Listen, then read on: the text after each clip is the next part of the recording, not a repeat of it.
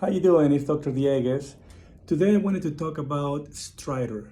So stridor is a sound that people sometimes confuse with wheezing. The difference is the timing of when you hear that sound. So if you hear a sound not when you breathe in, but when you exhale, that's wheezing. But if you hear a sound breathing in,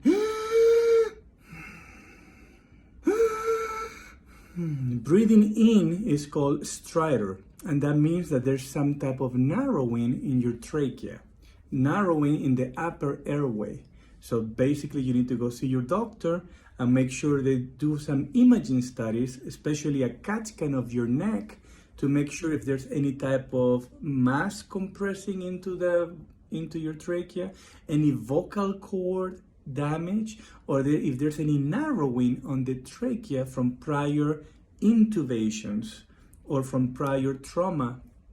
But a sound breathing in is called stridor, and that's when we need to make sure that there's no neck problems.